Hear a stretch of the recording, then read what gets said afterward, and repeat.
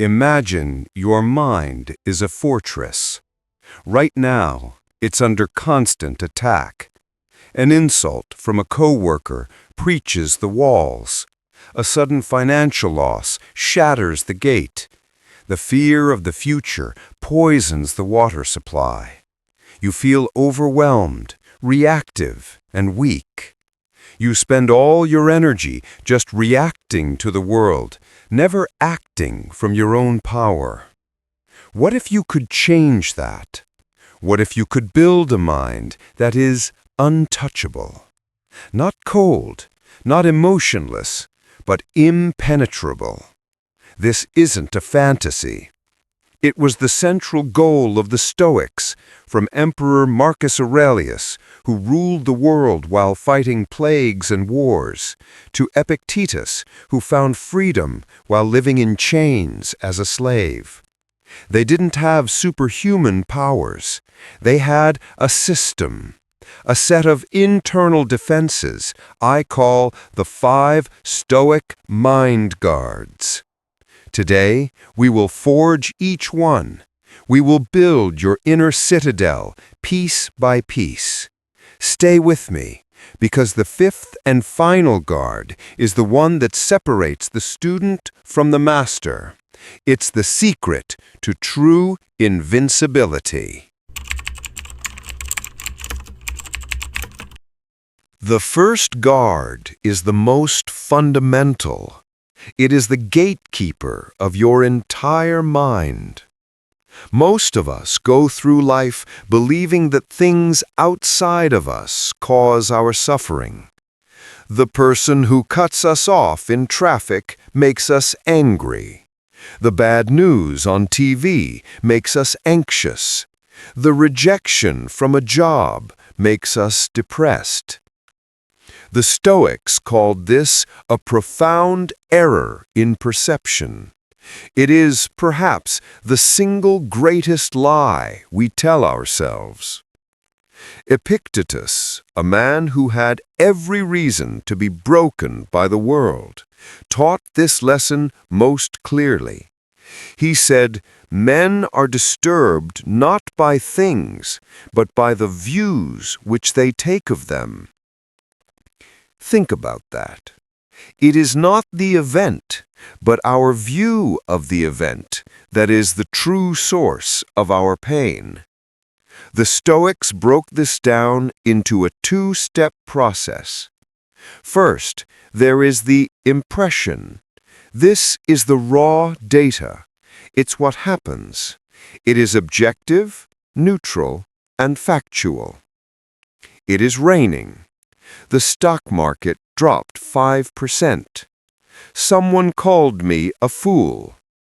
These are just facts. They have no inherent good or bad quality. Second, there is our assent. This is where we, the user of our mind, step in and agree with a judgment about that impression. This is the story we tell ourselves. It is raining and my day is ruined. The stock market dropped 5% and I'm going to be poor. Someone called me a fool, and that is a terrible, humiliating thing. This act of assenting to the judgment is what creates the emotion, the anger, the fear, the shame. You see, the event didn't make you angry. You made yourself angry by agreeing to the judgment that the event was bad. The first mind guard, the Shield of Assent, is the practice of creating a space between the impression and your assent. It's a shield that you raise the instant an impression hits you. When an event happens, the shield goes up. It catches the initial impression, "I was just insulted," and it holds it. It stops it from automatically connecting to the judgment, "That is terrible, and I must be angry." In that space you've created, you ask the most important question a Stoic can ask. Impression. Are you what you appear to be? Are you the truth, or are you just a story I am about to tell myself? Marcus Aurelius, the most powerful man in the world, practiced this relentlessly. He wrote in his private journal, "If you are distressed by anything external, the pain is not due to the thing itself, but to your estimate of it, and this you have the power to revoke at any moment." He didn't say it was easy. He said it was possible.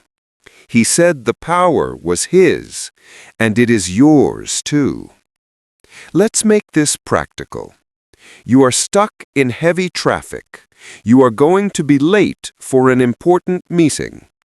The impression is, the car in front of me is not moving. The GPS says I will be 30 minutes late. This is a neutral fact. The automatic judgment fires. This is a disaster. My boss will be furious. This is awful. I can't stand this. The emotion follows. A surge of cortisol, a hot flush of anger. Your heart pounds. Your hands grip the wheel. You are now suffering. But did the traffic do that to you? Or did your assent to the judgment, "This is a disaster," do that to you? Now, let's deploy the Shield of Assent. The impression hits. The car is not moving. I will be late. The shield goes up. Stop. You challenge the impression.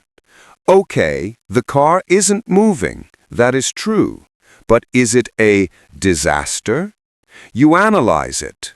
No, a disaster is a plague, a war, the death of a loved one.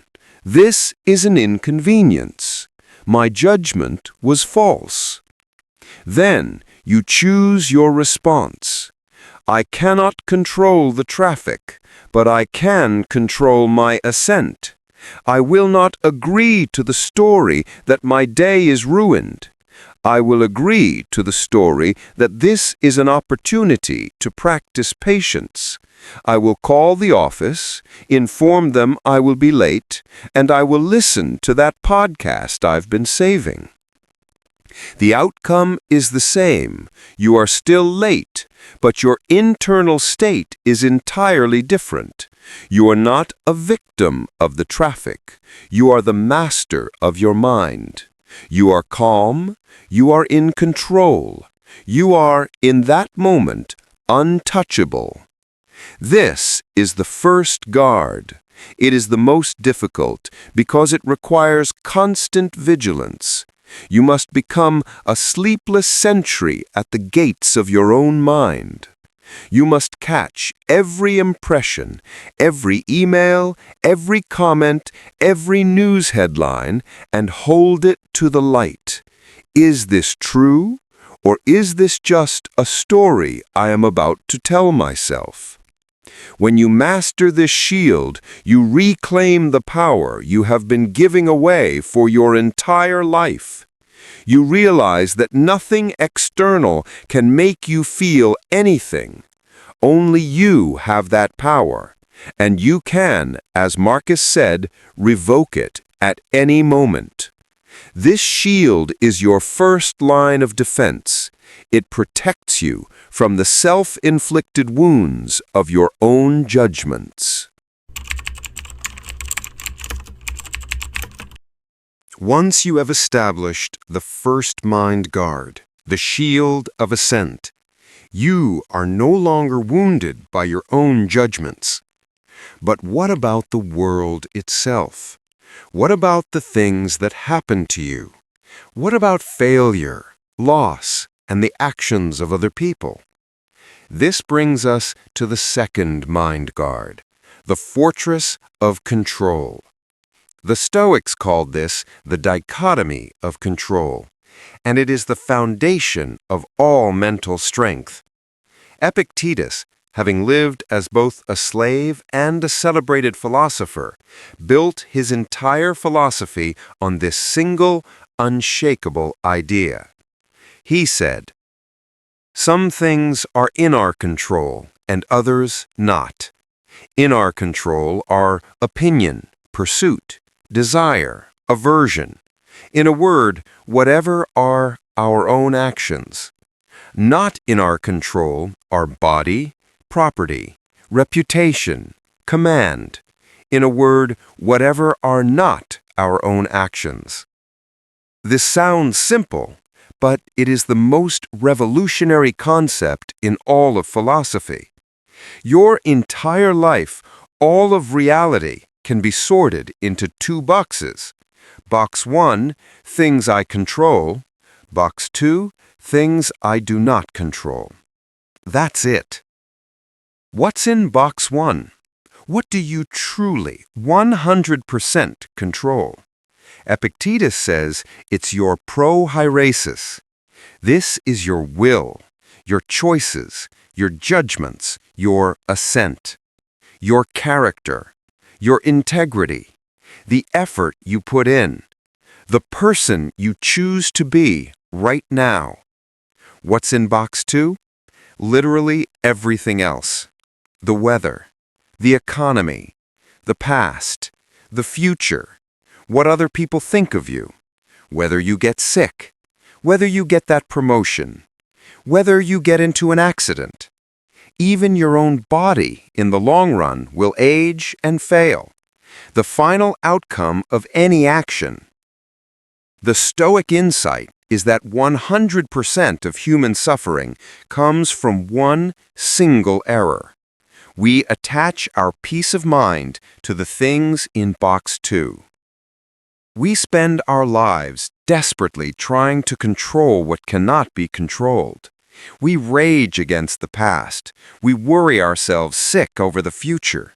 We contort ourselves to manage our reputation. We pin all our hopes on an outcome we do not and cannot command.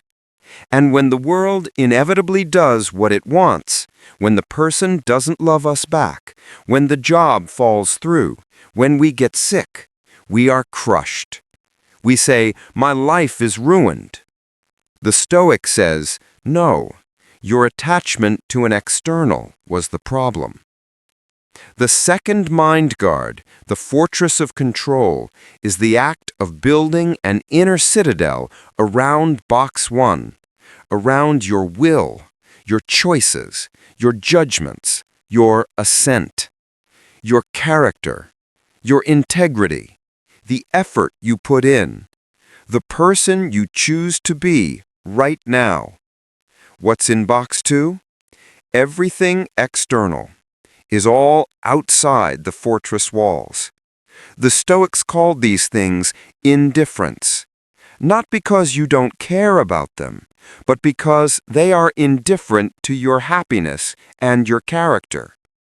You can be a good, virtuous, and strong person whether you are rich or poor, healthy or sick, praised or criticized.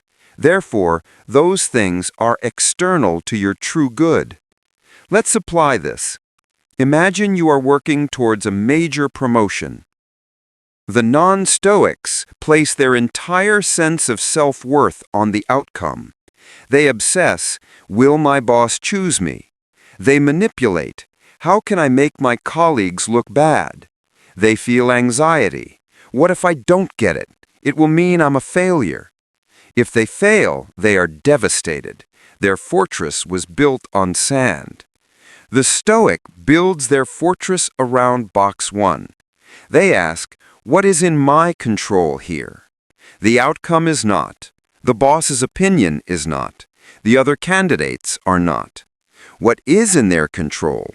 Their effort, their preparation, their integrity. So, they focus 100% of their energy on being the best candidate. They prepare relentlessly. They help their colleagues. They act with perfect integrity. They do the absolute best work they are capable of. Then they let the outcome go. If they get the promotion, they accept it calmly. It is a preferred indifferent. If they don't get the promotion, they are fine. Why? Because their goal was never to get the promotion. Their goal was to act with excellence in pursuit of the promotion. And in that, they succeeded perfectly. The world cannot touch them. Failure, in the conventional sense, becomes impossible. The only way a Stoic can fail is if they choose to act without virtue, if they are lazy, if they lie, if they betray their own character. This is the ultimate source of strength. When you build this fortress, you are no longer a slave to circumstance. You are not tossed about by fortune. You are secure. You are grounded. You are free. The world can rage outside your walls. Armies can lay siege to your reputation. Plagues can attack your body. But your inner citadel, your will, your character, remains untouched. This is what Epictetus meant when he said, "You may fetter my leg, but my prohierasis, not even Zeus himself can overpower." Your leg is in box 2. Your will is in box 1. Build your fortress there. Guard it. Never surrender it. This is the path to becoming mentally untouchable. We are halfway through building our fortress, and we are about to enter the more advanced defenses. These concepts, the Shield of Assent, the Fortress of Control, are not easy. They are a daily practice, a lifelong commitment. If you are on this journey with us, if you are committed to forging a stronger, more resilient mind, then I ask you to join our community. Click that subscribe button. This channel is a training ground. We are not here for easy answers. We are here to do the hard work of self-mastery. By subscribing, you are making a commitment to yourself. You are joining a global community of modern-day Stoics. Don't miss the next step in your training. Subscribe now, and let's continue forging the gauntlet. You have your Shield of Assent, protecting you from your judgments. You have your Fortress of Control, protecting your will from external outcomes. But what about the shock? What about the sudden, visceral gut punch of reality? A loved one dies. The doctor gives you bad news. You are betrayed by someone you trust. Even with the first 2 guards, these events can paralyze us. The Stoics recognize that the suddenness of a catastrophe is often more damaging than the event itself. As Seneca, the great Stoic playwright and advisor, wrote, "What is unexpected hits us with greater force." He also said, "The man who has anticipated the coming of troubles takes away their power when they arrive." This brings us to the third mind guard, the Gauntlet of Rehearsal. The Romans called this premeditatio malorum, the premeditation or rehearsal of evils. This is by far the most misunderstood Stoic practice. To the modern mind, it sounds morbid, negative, and pessimistic. Why would you sit around imagining bad things happening? But the Stoics saw it as the ultimate psychological vaccine. A vaccine works by introducing a tiny, harmless dose of a virus so that when the real virus attacks, your body is prepared. It knows how to fight. It isn't shocked into submission. Premeditatio malorum is a vaccine for the soul. By imagining future misfortunes in a calm, rational, and controlled way, you inoculate your mind against the shock and panic they would otherwise cause. Here's how it works. Every morning, you take a few moments to run the gauntlet. You mentally rehearse the things that could go wrong today, this year, or in your lifetime. Today, I will meet rude and ungrateful people. Marcus Aurelius literally started his day this way. Today I might get into a car accident. Today I might get a call that a family member is in the hospital. Someday I will lose my job. Someday I will lose this house. Someday I will get sick and die. Again, this sounds terrifying, but the purpose is not to wallow in fear. The purpose is twofold. First, it removes the power of shock. When you were cut off in traffic, you were not enraged. You expected it. You rehearsed it. You can smile and say, "Ah, there it is, the rude person I was told about." When you get bad news, you are not paralyzed by the shock of, "This can't be happening." You are able to take a deep breath and say, "This is it. I knew this day might come. Now, what is in my control?" It allows you to skip the panic and move straight to a rational response. Second, and more beautifully, it makes you profoundly grateful for everything you have right now. After rehearsing the loss of your health, how does that cup of coffee feel? How does a simple walk without pain feel? Amazing. After rehearsing the loss of your loved ones, how do you treat them when you see them that morning? You treat them with patience, kindness, and love because you have just been reminded that they are a preferred indifferent, a loan from fortune that can be recalled at any time. After rehearsing the loss of your wealth, you look at your simple home, your simple meal, and you feel rich. Seneca practiced this in a very real way. He would set aside several days a month to practice poverty. He would eat the cheapest bread, wear his oldest clothes, and sleep on the hard floor, all while asking himself, "Is this the condition I so feared?" He would discover, of course, that it was not only bearable, but in many ways freeing. He had vaccinated himself against the fear of poverty. That fear no longer had any power over him. It could not be used as leverage to make him compromise his integrity. This is what makes you untouchable. The untrained mind is destroyed by the fear of suffering long before the suffering ever arrives. It is constantly anxious, constantly worried, constantly what-ifing itself into a state of paralysis. The trained mind, the Stoic mind, looks fear in the eye. It walks the gauntlet voluntarily. It says to itself, "What if I lose my job?" The untrained mind panics. The trained mind replies, "I will find another. I will cut my expenses. I will survive. My character will be intact. I will be fine." It says, "What if I am betrayed? It will hurt. But my integrity is not dependent on the loyalty of others. I will hear. I will endure.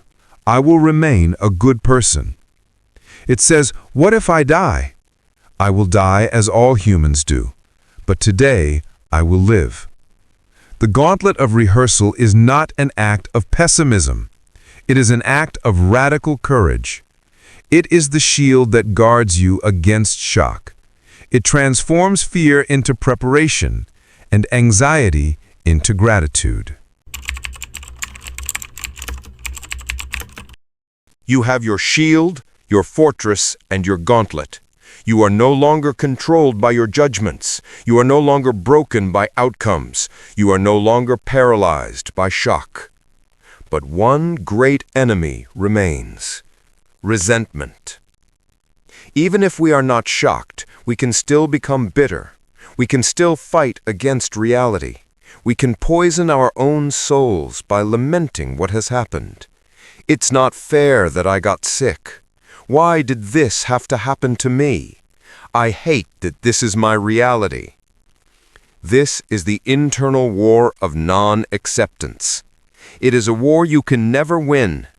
Resisting reality is as futile as punching a mountain. The mountain doesn't care. It just is. This is where the Stoics deploy their most powerful and perhaps most beautiful defense, the fourth mind guard, the armor of acceptance. The Stoics had a phrase for this. It wasn't just acceptance, it was amor fati, a love of fate. It is one thing to tolerate what happens, it is another thing entirely to love it. Marcus Aurelius, a man who dealt with plague, war, betrayal, and the death of several of his children, wrote this prescription for himself. A blazing fire makes flame and brightness out of everything that is thrown into it. Read that again. A blazing fire. It doesn't just endure the log. It doesn't tolerate the stick. It consumes it. It transforms it. It turns the obstacle into fuel. This is amor fati. The untrained mind says, I will be happy despite this problem. The Stoic mind says, I will be happy because of this problem. Why? Because the problem, the obstacle, the evil is now the very fuel you need to practice your virtue. Amor fati is the armor that protects you from resentment by transforming the meaning of the event itself. You no longer see events as good or bad. You see them only as fuel. Let's use a difficult, real-world example. You are suddenly diagnosed with a chronic, debilitating illness. The impression hits. The doctor says I am sick. The judgment fires. My life is over. This is unbearable. You fail to use guard 1. You become a victim to the outcome. You fail to use guard 2. You are shattered by the shock. You fail to use guard 3. And now resentment sets in. Why me? I curse my fate. This is not fair. You are now in a living hell, fighting a war against a reality you cannot change. Now let's deploy the armor of acceptance. The impression hits. I am sick. Guard 1, shield. That is a fact. The judgment, my life is over, is just a story. I will not assent to it. Guard 2, fortress. My health is in box 2, but my response is in box 1. I will focus on what I can control, my treatment, my attitude, my character. Guard 3, gauntlet. I have rehearsed this. I knew that sickness was a possibility for all humans. I am not shocked. I am prepared. And now, guard 4, armor. You look at this illness, you look at this fate that you have been handed, and you choose to love it. You say, this is not a curse, this is an opportunity. This is an opportunity to practice courage in the face of pain. This is an opportunity to practice patience in the face of frustration. This is an opportunity to be an inspiration to my family, to show them what strength looks like. This illness is the perfect log thrown onto the fire of my character. It will make me burn brighter. With this single shift, you have performed a kind of alchemy. You have turned lead into gold. You have transformed suffering into meaning. You are no longer a victim. You are a warrior. You are no longer fighting your fate. You are using it. This is what makes you untouchable. How can the world break a person who loves everything it throws at them? How can you defeat someone who sees every obstacle as a gift? You can't. Amor fati is the impenetrable armor that guards you against bitterness, resentment, and the poison of why me. It is the blazing fire that turns all of life, the good and the bad, into fuel for your journey. We have arrived at the final guard, the one that holds the entire fortress together. You have your shield against false judgments. You have your fortress to protect your will. You have your gauntlet to protect you from shock. You have your armor to protect you from resentment. But you can still be broken. You can still be broken if, deep down, you still believe that the things in box 2, the externals, are good. If you still desperately crave money, you can be controlled by it. If you still desperately crave reputation, you can be blackmailed by it. If you still desperately crave pleasure, you can be enslaved by it. As long as you place your good in anything outside your own mind, you have given the world a handle to grab you, to twist you, and to break you. This brings us to the fifth and final mind guard, the Unbroken Vow. This is the vow that separates the student from the master. It is the ultimate commitment that makes you truly invincible. The vow is this: I will place my good in one thing and one thing only, virtue. Not wealth, not health, not reputation, not even love from others. My only good will be my character. My only good will be my integrity. My only good will be my commitment to wisdom, courage, justice, and temperance, self-discipline. Why does this vow make you untouchable? Because no one on earth can take your virtue from you. This is the key. Think about it. Someone can take your money, but can they force you to be dishonest? No. Someone can take your job, but can they force you to be lazy? No. Someone can take your reputation and spread lies about you, but can they force you to be the person in those lies? No. Someone can take your liberty and throw you in prison, but can they force you to despair? No. Someone can take your life, but can they force you to die a coward? No. All the things that truly matter, your character, your integrity, your will, your virtue, are 100% in your control. Box 1. When you make this vow, you have already won the game. The world has no more moves. It has no more threats. It has no more leverage. If you don't get the promotion, guard 2. It doesn't matter, because your good was in acting with excellence, which you did. If you get sick, guard 4. It doesn't matter, because your good is in acting with courage, which you are doing. If people insult you, guard 1. It doesn't matter, because your good is in acting with temperance, which you will do. You become, in a word, invincible. The greatest modern example of this is Admiral James Stockdale. When his plane was shot down over Vietnam, he was a prisoner of war for over 7 years. He was tortured, starved, and lived in solitary confinement. He had nothing. No body, no property, no reputation. The world had taken everything external from him. But Stockdale had studied Epictetus. He knew about the fifth mind guard. He made the unbroken vow. His captors could break his bones, box 2. They could torture his body, box 2. But they could not break his will, box 1. They could not force him to betray his men, virtue. They could not force him to give up his integrity, virtue. He knew that his true self was not his body, it was his character, and that his captors could not touch. He was a prisoner, but he was the freest man in the camp. His captors, who were slaves to their own anger and cruelty, were the true prisoners. Stockdale was, in every sense of the word, untouchable. This is the final guard. It is the ultimate realization of Stoicism, that your mind, your character, and your virtue are the only things that matter, and they are the only things that are and always will be completely and totally yours.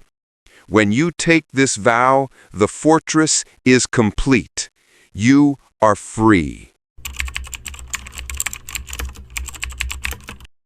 And so, we have built our fortress. We have forged the 5 Stoic Mind Guards. The Shield of Assent, which teaches us that we are disturbed not by things, but by our judgments about them. the fortress of control, which separates the world into what we cannot control and the one thing we can, our will. The gauntlet of rehearsal, the psychological vaccine that guards us from shock and fills us with gratitude. The armor of acceptance, the amor fati, that transforms every obstacle into fuel for our fire. And finally, the unbroken vow, the ultimate commitment to virtue, which makes us truly invincible. To become untouchable does not mean you will not feel pain. It does not mean you will not feel sadness, or fear, or grief. You will. You are human. It means those emotions no longer own you. It means fear does not make the final decision. It means anger does not seize the controls. It means grief does not extinguish the fire of your soul. You are no longer a leaf blown about by the winds of circumstance. You are the mountain. The fortress is built, not of stone and mortar, but of discipline, reason, and integrity. The attackers will come. The storms will rage. The world will test you. But they will find you standing, calm, ready, and unshakable. Your journey is just beginning. This is not a video you watch once. It is a manual you live by. So I ask you to make your commitment public. In the comments below, declare which of the 5 mind guards you will begin forging today. Is it the shield, the fortress, the gauntlet, the armor, or the vow? Your public commitment will inspire others, and it will hold you accountable. And if you have made it this far, you are one of us. You are part of the 1% who are willing to do the real work. Subscribe to this channel. Join this community. We are here to build, to grow, and to become unshakable together. Thank you for training with us.